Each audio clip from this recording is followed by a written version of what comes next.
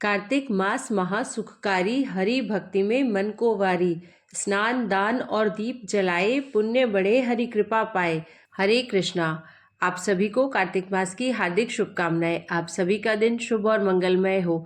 भगवान कृष्ण की कृपा आप पर और आपके पूरे परिवार पर सदा बनी रहे। आज हम सुनेंगे कार्तिक मास का अध्याय 23, लेकिन उससे पहले हम सुनेंगे भगवान श्री कृष्ण की एक सच्ची कहानी। तो चलिए कहानी आरंभ करते हैं। पन्ना के बछाए गांव में हिम्मत दास जी का जन्म हुआ। उनका रोज का नियम था, वह अपने गांव से चलकर पन्ना के मुख्य स्थान पर स्थापित श्री कृष्ण के मंदिर में दर्शन करने आते थे। उनके घर से मंदिर की दूरी 5 किलोमीटर थी, पर रोज का नियम बन गया था कि परमात्मा के दर्शन के बिना उन्हें आनंद ही नहीं आता था। वह रोज प्रातःकाल गले में अपनी झांझ बांधकर परमात्मा के दर्शन के लिए निकल पड़ते थे। एक बार वह मार्ग से होते हुए प्रभु दर्शन की चाह में मंदिर की ओर जा रहे थे। तभी उन्हें मार्ग में कुछ चोर मिले। वह चोर उन्हें धमकाते हुए कहने लगे, जितना धन तुम्हारे पास है हमें दे दो। वह तो सीधे साधे भक्त थे। वह कहने लगे, मेरे पास तो कुछ नहीं है। वह चोर कहने लगा, जो भी सामान है वह हमारे हवाले कर दो। उन्होंने अपने गले में बंधे हुए झांझ को दिखाकर कहा, मेरे पास तो यही सामान है, अब इसे लेना चाहते हो तो ले सकते हो। चोर सोचने लगे, भागते भूत की लंगोटी ही भली। ऐसा सोचकर भक्त जी का झांझ उन्होंने उनके हाथों से चुरा लिया। अब जैसे ही वह झांझ लेकर चोर आगे बढ़ने लगे, भक्तराज की आंखों में आंसू आ गए। वह कहने लगे, कितना आनंद मिलता था मुझे झांझ बजाकर परमात्मा की ओर जाते समय, आज यह भी चोर चुरा कर ले गए। और दूसरी ओर जैसे ही चोर संत जी की झांझ लेकर जा रहे थे, अचानक से उनकी आंखों की रोशनी चली गई। उन्हें आंखों से दिखना बंद हो गया। वह समझ गए कि यह परमात्मा की लीला है। हमने भक्त जी के झांझ की चोरी की है, इसलिए परमात्मा ने हमारे नेत्रों की रोशनी गायब कर दी है। वह रोते बिलखते हुए भक्त जी को आवाज देकर कहने लगे, हे भक्तराज, हम पर दया करो, हमें क्षमा करो, आगे से कभी ऐसा अपराध हम नहीं करेंगे। भक्त हिम्मत दास जी चोरों के नजदीक गए और उनकी आंखों पर हाथ रखकर कहा, आज से यह चोरी का कार्य करना छोड़ दो, तुम्हारी आंखों की रोशनी पुनः वापस आ जाएगी। वह चोर कहने लगे, हम आपकी शपथ खाकर कहते हैं, आज से हम चोरी का कार्य छोड़ देंगे, अच्छे काम करेंगे, लोगों को नहीं सताएंगे। और इस प्रकार प्रार्थना कर चोरों ने भक्तराज की झांझ भक्तराज को वापस दे दी। जैसे ही हिम्मत दास जी को झांझ मिली, हिम्मत दास जी ने युगल सरकार का कीर्तन प्रारंभ किया और इधर चोरों की आंखों की रोशनी पुनः वापस लौट आई। अब तो भक्तराज श्री कृष्ण का स्मरण करते करते पन्ना के मुख्य मंदिर में पहुंचे, पर आज मार्ग में चोरों के कारण भक्तराज को मंदिर में पहुंचने में देर हो गई। जैसे ही मंदिर में पैर रखा, मंदिर के कपाट बंद हो चुके थे। भक्त हिम्मत दास जी मंदिर के पहरेदार से कहने लगे, अरे मुझे परमात्मा का दर्शन करा दो, मुझे एक झलक दिखा दो, कितनी दूर से चलकर आया हूँ। वह पहरेदार कहने लगा, अभी तो मंदिर बंद हो गया है, अब यह मंदिर कल खुलेगा, तुम कल दर्शन करना। पहरेदार की बात सुनकर हिम्मत दास जी को बड़ा दुख हुआ। अब तो वह प्रेम में भरकर परमात्मा को उल्हाना देकर कहने लगे, यह तुम्हारी कौन सी विचित्र लीला है। भक्त तुम्हारा दर्शन करना चाहते हैं और तुमने मंदिर ही बंद कर दिया है। तब भक्तराज के मुख से परमात्मा पर रुष्ट होकर यह शब्द निकल गए, कपटन के लागे रहे हिम्मत दास कपाट। हिम्मत दास जी ने बड़े प्रेम से श्री कृष्ण को उल्हाना देकर कहा, अरे कपटियों के तो हरदम द्वार पर ताला ही लगा रहता है। मैं इतना दूर से चलकर आया हूँ, तुम्हें कोई फिक्र ही नहीं है मेरी। अब जब भक्तराज ने इस प्रकार उल्हाना दिया तो परमात्मा अपने भक्तों के इतने अविरल प्रेम को कैसे अस्वीकार कर सकते हैं। तभी अंदर से परमात्मा की आवाज आई और वह कहने लगे, कपटिन के लागे रहे हिम्मत दास कपाट। पर हिम्मत दास प्रेमिन के पग धरते ही खुले कपाट झपाट, और ऐसा कहकर सारे दरवाजे अपने आप खुल गए। हिम्मत दास जी ने कहा, कपटियों के दरवाजे सदा बंद होते हैं।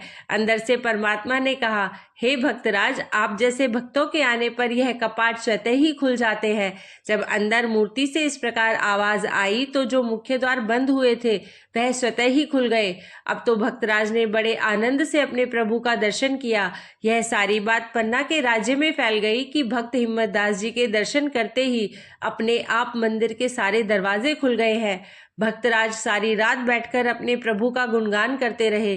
प्रातःकाल को जब मंदिर के मुख्य महंत गोविंद दीक्षित जी मंदिर में आए तो उन्होंने देखा प्रभु के मंदिर के कपाट खुले पड़े हैं। तो उन्होंने चौकीदार से पूछा, इन दरवाजों को किसने खोला है? चौकीदार कहने लगा, कल भक्तराज ने जैसे ही मंदिर में प्रवेश किया, इन्होंने प्रार्थना की। प्रार्थना करते ही मंदिर के सारे ताले अपने आप टूट गए, मंदिर के मुख्य दरवाजे अपने आप खुल गए। महंत जी भागते हुए भक्तराज के चरणों में प्रणाम कर कहने लगे, आप जैसे महापुरुष का दर्शन कर मैं धन्य हो गया। अब तो पन्ना के राजा को भी यह बात पता चल गई। वह भी दौड़ते हुए हिम्मत दास जी के चरणों में प्रणाम कर कहने लगे, हे भक्तराज, मेरी इच्छा है आप इतनी दूर से चलकर प्रभु के दर्शन करने आते हो। अगर आप चाहो तो मैं नजदीक में ही एक पूरा गांव आपको भेंट दे दूं। आप यहीं पर ही रहा करो। इतनी दूर से आपको आने की कोई आवश्यकता नहीं है। लेकिन भगवान के लाडले भक्त तो माया के ऐसे प्रलोभनों में आया ही नहीं करते। हिम्मत दास जी ने नम्रता पूर्वक पन्ना के राजा की बात को अस्वीकार कर दिया। वह कहने लगे, मैं इतना दूर से चलकर आता हूँ तो इसी बहाने मेरा परमात्मा का सुमिरन भी हो जाता है। पास में रहूंगा तो मोह माया भी बढ़ जाएगी। मैं जहाँ हूँ वहाँ खुश हूँ। सारे शहर में हिम्मत दास जी की कीर्ति फैल गई। हिम्मत दास जी दर्शन कर अपने घर लौट आए। भक्त हिम्मत दास जी बड़े साधु सेवी थे। उनके गांव में जितने भी साधु संत आते थे वह उनके पास ही ठहरते और उन्हें भी संत सेवा में बड़ा आनंद मिलता था। कभी कभी अगर उन्हें पैसों की आवश्यकता होती थी तो वह अपने गांव के एक बनिए के पास चले जाते थे और कर्जा उधार लेकर आते थे और धीरे धीरे कर्जा चुकते जाता था। एक दिन संतों की बड़ी मंडली उनके घर पर आ गई। घर पर कुछ था नहीं। वह पुनः बनिए के पास गए और कहने लगे, मुझे थोड़ा सामान चाहिए। तुम हर बार मेरी सहायता करते हो, आज भी मेरी सहायता करो। पर आज बनिया कहने लगा, पहले का पुराना हिसाब ही तुमने पूरा नहीं किया है। मैं आज तुम्हें कर्जा नहीं दे सकता हूँ। देखो कितना कर्जा हो गया है। जब तक यह नहीं चुकाओगे मैं और पैसे नहीं दूंगा। अब भक्तराज बड़े दुखी मन से घर पर आ गए। धर्मपत्नी ने पूछा, क्या बात है? वह कहने लगे, आज बनिए ने मुझे उधार नहीं दिया और घर पर संतों का आगमन भी हुआ है। उनके भोजन की चिंता को सोचकर मेरा मन दुखी हो रहा है। धर्मपत्नी बड़ी सुशील थी। उसने अपने सारे गहने उतारकर भक्तराज को देते हुए कहा, इन्हें बेचकर आओ और जितना पैसा मिले उससे सामान लेकर आना। भक्तराज ने जैसे ही अपनी धर्मपत्नी के गहने लिए तो उनकी नजर अपनी धर्मपत्नी की नाक की नथ की ओर गई। धर्मपत्नी समझ गई कि मुझे नाक की नथनी उतार कर देनी है और उन्होंने नाक की नथ उतारकर अपने पतिदेव से कहा, इसे बनिए के पास रखवाकर इससे जो धन मिले वह लेकर आओ। हम उससे संतों की सेवा करेंगे। जैसे ही वह सुशील पतिव्रता नारी अपनी नथ उतार हिम्मत दास जी को देने लगी, हिम्मत दास जी सोचने लगे, मेरा फर्ज है कि अपनी धर्मपत्नी को गहने बनवा कर दूं, पर यह तो स्वयं उतार कर मुझे दे रही है। उनके मन में बड़ा दुख हुआ। पर कहते हैं ना, जिनका मन संत सेवा में लग जाता है, प्रभु भक्ति में लग जाता है, उनका ध्यान संसार की ओर जाता ही नहीं। अब तो वह सारे गहने लेकर हिम्मत दास जी बनिए के पास गए और उसे गिरवी रखकर भोजन का सामान लाकर उन्होंने साधुओं को भोजन कराया। अब प्रातः काल हुआ। संत लोग तो अपने स्थान की ओर चले गए। हिम्मत दास जी ने धर्मपत्नी से कहा, मैं नदी से स्नान कर आता हूँ। ऐसा कहकर वह अपना लोटा उठाकर स्नान करने के लिए चले गए। उधर श्री जुगल किशोर राधा रमन जी को चिंता हुई कि कल मेरे भक्त को धन का अभाव हुआ था, उसके धन का अभाव दूर करना चाहिए। ऐसा सोचकर श्री कृष्ण ने हिम्मत दास जी का रूप बनाकर बनिए के पास आकर कहा, तुम्हारा कितना हिसाब बाकी है? वह बनिया सोचने लगा। सुबह सुबह हिम्मत दास जी घर पर आए हैं। उसने हिम्मत दास जी को देखकर कहा, क्यों, पैसा मिल गया है? पैसा चुकाना चाहते हो? अब भगवान आज स्वयं ही हिम्मत दास बनकर आए थे। कहने लगे, जल्दी बताओ कितना हिसाब बाकी है? बनिए ने सारा हिसाब देखकर कहा, तुम्हारे 350 रुपये बाकी है। अब श्री कृष्ण ने जल्दी से बनिए को 350 रुपये दिए और कहने लगे, जो कल मैं तुम्हें सोने के आभूषण देकर गया था वह सारे आभूषण मुझे लौटा दो। उस बनिए ने भगवान बने हिम्मत दास जी को सारे आभूषण दे दिए।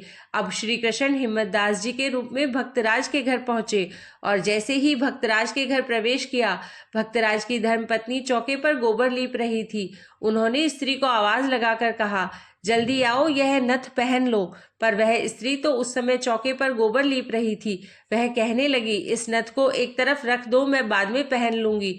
श्री कृष्ण कहने लगे, अरे सोने के आभूषणों को जमीन पर नहीं रखा जाता है, तुम जल्दी आओ और इस नथ को पहन लो। वह कहने लगी, मेरे सारे हाथ गोबर में खराब है, मैं नहीं पहन सकती हूँ। श्री कृष्ण जिद कर कहने लगे, अरे जल्दी से पहन लो, मुझे और भी काम है। वह स्त्री कहने लगी, अगर इतना ही जल्दी है तो आप मुझे अपने ही हाथों से पहना दो। कितना सौभाग्य रहा होगा ना उस धर्ममयी माई का। कहते हैं कृष्ण बने हिम्मत दास जी ने अपने हाथों से उस माता को नाक में नथ पहनाई और नथ पहनाकर श्री कृष्ण कहने लगे, मैं पुनः नदी पर जा रहा हूँ, मुझे जरूरी काम है, थोड़ा देर से आऊंगा। ऐसा कहकर श्री कृष्ण तो अंतर ध्यान हो गए। थोड़ी देर बाद स्नान कर जब भक्त हिम्मत दास जी घर लौटे तो घर लौटते ही देखकर हैरान हो गए कि उनकी पत्नी ने नाक में नथ पहनी हुई है। उन्होंने अपनी स्त्री से कहा, यह नथ कहाँ से आई? वह मुस्कुराकर कहने लगी, आप बुढ़ापे में यह कैसा हास्य कर रहे हो? अभी थोड़ी देर पहले आप ही तो मुझे नथ पहना कर गए थे। मैंने आपसे पूछा था यह नथ कहाँ से आई है, आपने कहा मैं बनिए का सारा हिसाब करके नथ वापस लेकर आया हूँ। हिम्मत दास जी अपनी धर्मपत्नी की बात सुनकर थोड़े हैरान हो गए। अब तो वह भागते हुए बनिए के पास जाकर कहने लगे, अरे सच्ची सच्ची बताओ कि तुमने मेरी नथ को किसे बेच दिया? वह बनिया कहने लगा, कैसी बातें कर रहे हो? अभी थोड़ी देर पहले तुम ही तो सारा हिसाब पूरा करके गए थे। देखो इस बही में तुम्हारे दस्तखत भी है। तुमने स्वयं लिखा था कि आज से सारा हिसाब पूरा, और इस प्रकार तुम सारे पैसे चुका कर गए और अपने सारे आभूषण मुझसे वापस लेकर गए। जब हिम्मत दास जी ने यह बात सुनी तो आंखों से आंसू आना प्रारंभ हो गए। बनिया कहने लगा, क्या हुआ भक्तराज? हिम्मत दास जी कहने लगे, तुम्हारा जन्म सार्थक हो गया। आज तुम्हारे पास मेरे प्रभु मेरी ओर से सारा हिसाब पूरा करके गए। तुम बड़े भाग्यशाली हो, तुम्हें परमात्मा का दर्शन प्राप्त हुआ है। इस प्रकार रोते हुए वह अपने घर पर पहुंचे। अपनी धर्मपत्नी को हृदय से लगाकर कहने लगे, तुम बड़ी सौभाग्यशाली हो, तुम्हें नथ मैंने नहीं पहनाई है, मेरा स्वरूप धारण कर भगवान श्री कृष्ण स्वयं यहाँ आकर तुम्हारी नाक में नथ पहनाकर गए हैं। भक्त हिम्मत दास जी की धर्मपत्नी अपने पतिदेव को प्रणाम कर कहने लगी, पर आप रो क्यों रहे हैं? हिम्मत दास जी कहने लगे, तुम्हें परमात्मा के दर्शन प्राप्त हो गए, उस बनिए को परमात्मा के दर्शन प्राप्त हुए, पर मुझे क्यों नहीं मिले? ऐसा सोचकर मुझे रोना आ रहा है। उनकी धर्मपत्नी ने कहा, अरे जब आप श्री कृष्ण के मंदिर में गए थे, परमात्मा ने आपके लिए सारे दरवाजे स्वतः खोल दिए थे, यह क्या कम था? धर्मपत्नी की बातें सुन भक्तराज कहने लगे, वह सब तो सही है, पर पुनः मुझे परमात्मा के दर्शन की लालसा है, वह मुझे किस प्रकार प्राप्त होंगे? इस प्रकार रोते रोते उन्हें पत्थर पर ही नींद आ गई। तब उन्हें श्री कृष्ण ने स्वप्न में दर्शन देकर कहा, मेरे दर्शन की लालसा है तो मेरे वृंदावन धाम में आ जाओ, मैं तुम्हें साक्षात वहां दर्शन दूंगा। अब तो प्रभु की तलाश में भक्त हिम्मत दास जी वृंदावन पहुंचे। कहते हैं 7 दिन तक उन्होंने कुछ नहीं खाया था। अब तो बाके बिहारी जी को चिंता हो गई कि मेरा भक्त इतने दिनों से भूखा है। यह सोचकर वह स्वयं खाना बना के भक्तराज के लिए लेकर गए। उन्होंने मार्ग में भक्तराज को अपने साथ बैठाकर भोजन खिलाया। भक्तराज तो धन्य हो गए, कहने लगे, हे प्रभु, आपका दर्शन प्राप्त कर मेरा जीवन सफल हो गया। भगवान श्री कृष्ण ने आदेश दिया, अभी कुछ समय वृंदावन में रहो, वृंदावन के अनेक तीर्थों का दर्शन करो, तुम्हें यहाँ राज राजेश्वरी श्री राधा जी का दर्शन प्राप्त होगा। अपने प्रभु की बात मानकर भक्त हिम्मत दास जी बहुत समय तक वृंदावन रहे। वृंदावन से होकर वह मथुरा गए। मथुरा के अनेक तीर्थों के उन्होंने दर्शन किए। इस प्रकार यात्रा करते हुए वह गोकुल गए। गोकुल में भगवान के बाल रूप का दर्शन कर वह जमीन पर गिर गए। वह कहने लगे, हे प्रभु, अब मुझे छोड़कर कहीं नहीं जाना। बाल रूप में दर्शन देने आए श्री कृष्ण जी ने उनसे कहा, अब आप अपने घर जाइए और वहां जाकर प्रभु भक्ति का प्रचार करिए। आपके राज्य में भक्ति की परम आवश्यकता है। भगवान का आदेश मानकर हिम्मत दास जी पुनः अपने घर लौट आए। अब तो उनका सारा समय श्री बाके बिहारी जी के सिमरन में ही निकल जाता था। प्रभु की यही तो दयालुता है कि जब भक्त उनके पास दर्शन करने आए, अगर द्वार बंद हो तब भी वह भक्तों के लिए स्वतः ही द्वार खोल देते हैं। जैसे भक्त हिम्मत दास जी के लिए परमात्मा ने स्वतः द्वार खोल दिए। भक्त हिम्मत दास जी ने तो उल्हाना दिया था, उनके लिए परमात्मा स्वयं उनका कर्ज चुकाने आए। उनकी धर्मपत्नी की नाक में नथ पहना कर गए। भक्तों के साथ सदैव परमात्मा रहते हैं। बस हमारा विश्वास ही कभी डावाडोल हो जाता है। जब हमारे मन की स्थिरता युगल सरकार के चरणों में पक्की हो जाएगी, तब हमारा जीवन भी धन्य बन जाएगा। तो यह थी आज की कथा। आप सुनिए कार्तिक मास महात्म्य में आज का अध्याय 23। जैसे कि इससे पहले के अध्याय में आपने जाना था कि पांडव पूर्व जन्म में क्या थे और द्रौपदी जी अपने पूर्व जन्म में क्या थी, जिसका वृतांत स्वयं भगवान श्री कृष्ण ने भीष्म पितामह जी को बताया था। भीष्म पितामह ने भगवान श्री कृष्ण के मुखारविंद से भीष्म पंचक व्रत के महात्म्य का वर्णन भी सुना। यह सारी कथाएं श्री ब्रह्मा जी अपने मानस पुत्र देवर्षि नारद जी को सुना रहे हैं। तो ब्रह्मा जी कहने लगे, हे नारद, कार्तिक शुक्ल एकादशी को भगवान विष्णु अपने 4 मास के शयन के पश्चात उठते हैं, इसलिए इसे हरि प्रबोधनी एकादशी भी कहा जाता है। इस एकादशी का व्रत रखने से वाजपेयी यज्ञों से भी अधिक फल की प्राप्ति होती है। साथ ही अनेकों जन्मों के पाप भी नष्ट हो जाते हैं। चातुर्मास जो कि 4 महीनों का होता है, जो चातुर्मास का व्रत होता है, वो व्रत देव उठनी एकादशी के दिन यानी कि हरि प्रबोधनी एकादशी के दिन ही समाप्त हो जाता है। इस दिन व्रत करने वाला यदि ओम नमो भगवते वासुदेवाय मंत्र का जाप और रात्रि जागरण करे तो उसे वर्ष की सभी एकादशियों का फल प्राप्त हो जाता है। इस एकादशी का व्रत सभी प्रकार की सिद्धियां और अंत में मोक्ष प्रदायक तो है ही। आज भगवान विष्णु की विशेष पूजा और देवताओं के जागने के उपलक्ष्य में समारोह भी करना चाहिए। इस व्रत के साथ साथ भीष्म पंचक व्रत करने वाले तो प्रभु के विशिष्ट प्रिय पात्र बन जाते हैं।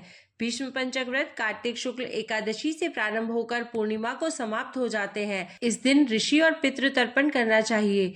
भीष्म पंचक व्रत में वसु के अवतार शांतनु नंदन चंद्रवंश में उत्पन्न व्याघ्रपद गोत्र संस्कृत प्रवर संतति रहित गंगा जी के पुत्र सत्यव्रत धारण करने वाले आजन्म ब्रह्मचारी भीष्म जी का प्रतिदिन तर्पण करने से वर्ष भर के सभी पाप भी नष्ट हो जाते हैं। भीष्म पंचक व्रत करने वाला पूर्णमासी और प्रतिपदा अर्थात एकम को खीर का भोजन ब्राह्मणों को कराए, यथाशक्ति दान दक्षिणा देकर उन्हें संतुष्ट करे और उसके बाद स्वयं भोजन करे। चातुर्मास का व्रत करने वाले व्यक्ति इन 4 मासों में जिन जिन वस्तुओं का त्याग करते हैं, वे भी आज के दिन अपना चातुर्मास का व्रत पूर्ण करके आज से दोबारा उन वस्तुओं का पुनः प्रयोग भी प्रारंभ कर सकते हैं।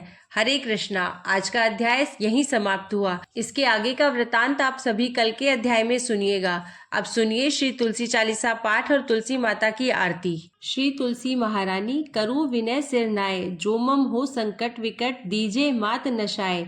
नमो नमो तुलसी महारानी, महिमा अमित न जाए बखानी। दियो विष्णु तुमको सन्माना, जग में छायो सुयश महाना। विष्णु प्रिया जय जयति भवानी, तिहु लोक की हो सुख खानी। भगवत पूजा कर जो कोई, बिना तुम्हारे सफल न होई। जिन घर तब नहीं होए निवासा, उस पर करही विष्णु नहीं बासा। करे सदा जो तब नित सुमिरन, तेहि के काज होए सब पूरन। कार्तिक मास महात्म तुम्हारा, ताको जानत सब संसारा। तव पूजन जो करे कुवारी, पावे सुंदर वर सुकुमारी। कर जो पूजन नित प्रति नारी, सुख संपत्ति से होए सुखारी। वृद्धा नारी करे जो पूजन, मिले भक्ति होवे पुलकित मन। श्रद्धा से पूजे जो कोई, भवनिधि से तर जावे सोई। कथा भागवत यज्ञ करावे, तुम बिन नहीं सफलता पावे। छायो तब प्रताप जग भारी, ध्यावत तुम ही सकल चित्तधारी। तुम ही मात्र यंत्रन तंत्रन, सकल काज सिद्धि होवे क्षण में। औषधि रूप आप हो माता, सब जग में तब यश विख्याता। देव ऋषि मुनि और तपधारी, करत सदा तब जय जयकारी। वेद पुराणन तब यश गाया, महिमा अगम पार नहीं पाया। नमो नमो जय जय सुखकारनी, नमो नमो जय दुख निवारिणी। नमो नमो सुख संपत्ति देनी, नमो नमो अघ काटन छेनी। नमो नमो भक्तन दुख हरनी, नमो नमो दुष्टन मद छेनी। नमो नमो भव पार उतारनी, नमो नमो परलोक सुधारनी। नमो नमो निज भक्त उबारनी, नमो नमो जन काज सवारनी। नमो नमो जय कुमति नशावनी, नमो नमो सुख उपजावनी। जयति जयति जय तुलसी माई, ध्याऊं तुमको शीश नवाई। निज जन जानी मोही अपनाओ, बिगड़े कारज आप बनाओ। करु विनय में मात तुम्हारी, पूरन आशा करहु हमारी। शरण चरण कर जोरी मनाऊं, निष्दिन तेरे ही गुण गाऊं। करहु मात यह अब मोह पर दाया, निर्मल होए सकल मम काया। मांगू मात यह बर दीजे, सकल मनोरथ पूर्ण कीजे। जानू नहीं कुछ नेम अचारा, क्षमहु मात अपराध हमारा। 12 मास करे जो पूजा, तासम जग में और न दूजा। प्रथम ही गंगा जल मंगवावे, फिर सुंदर स्नान करावे। चंदन अक्षत पुष्प चढ़ावे, धूप दीप नैवेद्य लगावे। करे आचमन गंगा जल से, ध्यान करे हृदय निर्मल से। पाठ करे फिर 40 की, स्तुति करे मात तुलसा की। यह विधि पूजा करे हमेशा, ताके तन नहीं रहे कलेशा। करे मास कार्तिक का साधन, सोवे नित पवित्र सिद्ध हुई जाही। है यह कथा महासुखदाई, पढ़े सुने सो भव तर जाई। तुलसी मैया तुम कल्याणी, तुम्हरी महिमा सब जग जानी। भावना तुझे माँ नित नित ध्यावे, गा गा कर माँ तुझे रिझावे। यह श्री तुलसी चालीसा पाठ करे जो कोय, गोविंद सो फल पावही जो मन इच्छा होय। बोलिए तुलसी माता की जय, कृष्ण गोविंद की जय। तुलसी माता की आरती। जय जय तुलसी माता, मैया जय तुलसी माता। सब जग की सुखदाता, सबकी वर माता, मैया जय तुलसी माता। सब योगों से ऊपर, सब रोगों से ऊपर, रज से रक्ष करके सबकी भवत्राता, मैया जय तुलसी माता। बटु पुत्री है श्यामा, सुर बल्ली है ग्रामा। विष्णु प्रिय जो नर तुमको सेवे, सो नर तर जाता, मैया जय तुलसी माता। हरि के शीश विराजत, त्रिभुवन से हो वंदित, पतित जनों की तारिणी तुम हो विख्याता, मैया जय तुलसी माता। लेकर जन्म विजन में आई दिव्य भवन में, मानव लोक तुम्ही से सुख संपत्ति पाता, मैया जय तुलसी माता। हरि को तुम अति प्यारी, श्याम वर्ण सुकुमारी, प्रेम अजब है उनका तुमसे कैसा नाता। हमारी विपदा हरो तुम, कृपा करो माता, मैया जय तुलसी माता। बोलिए तुलसी मैया की जय, कृष्ण गोविंद की जय।